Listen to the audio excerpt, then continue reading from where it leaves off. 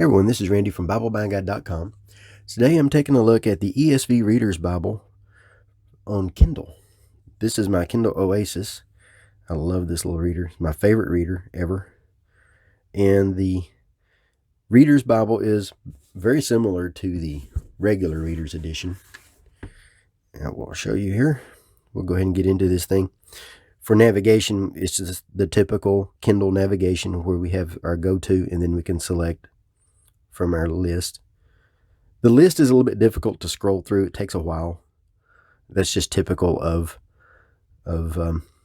Kindle. But then once you select your book, you have your list of chapters, and then just select the chapter that you want, and then you're there. And now the text itself, you can make it any size you want. I think I've got maybe, let's see what size font I'm looking at right here. There's an easier way to do this, but this shows me the font without changing it. I'm using a size 4 with bold Bookerly. And then, of course, if you want to change the size, you just you pinch. Size 4 works well for me. It's about a 10-point font. Size 3 is a 9. And then size 2 is an 8. Size 2 works the best for poetry. Size 3 works really well for poetry. I'll show you that in just a little bit. Let me go ahead and find one here. Let's see if I can find some poetry. It's really easy to navigate once you remember what all the things do. But this one looks really good. Sometimes if we have short lines, it doesn't use part of the screen. But that means then that the lines that are longer don't have to do an indent. That looks really good. See, that's a size 3. Here's size 4. When they do indent, they're not bad. This one's not indenting at all there, actually. But you might have some with a word or two. Like size 5, like this. It's going to be more obvious in some places than others, but either way, it reads really well. And then if you wanted an even larger print, then just go to your display. Change your page orientation. And then now you can have your 11-point. Size 5 is an 11-point. And then, yeah, no trouble at all. This thing's easy to read. And you can see how many words you get across the line, across the page. Really easy.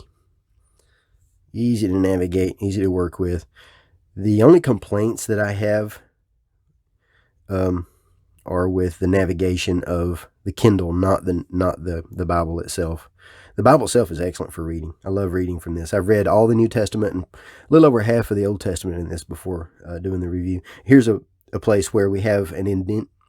And what this does is it doesn't wrap to the beginning of the line. It indents underneath the line when it's continues the phrase from above it. And here are 3 different examples.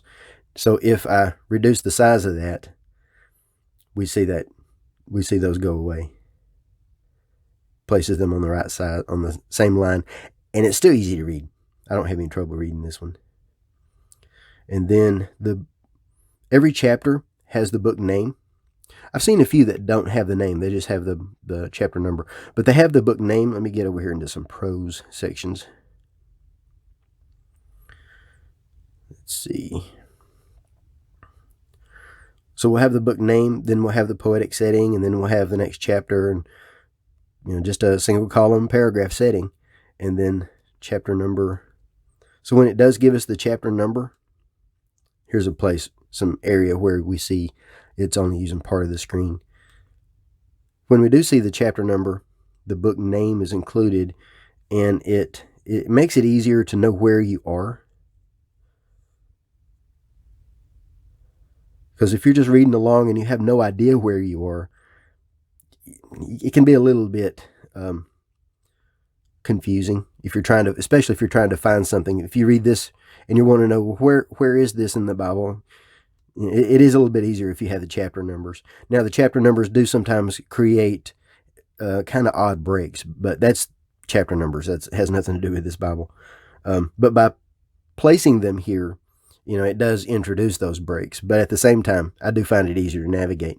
Whereas you have this one, it's got the chapter numbers at the book name and the chapter numbers and the verse numbers at the top of the page.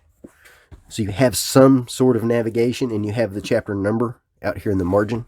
This one just gives you the book name and chapter number there. So there's no other way to know where you are. A couple of things about this, though. Really easy to read. I love reading from this. The navigation, the other navigation that I was talking about, is a search feature. So I can type in a search like Psalms 119, 105, and then it gives me the verse with the surrounding text, and then I know where I'm at, and all I've got to do is click on that, and then I'm there. So searching is easy. It's easy to find any verse that you want by doing that.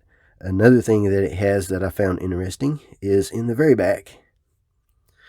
The scrolling is the thing that bothers me. But this is not this Bible. This is Kindle. It has 11 maps. And they're done really well. They're small. You can't zoom. So zooming doesn't change the size of the map.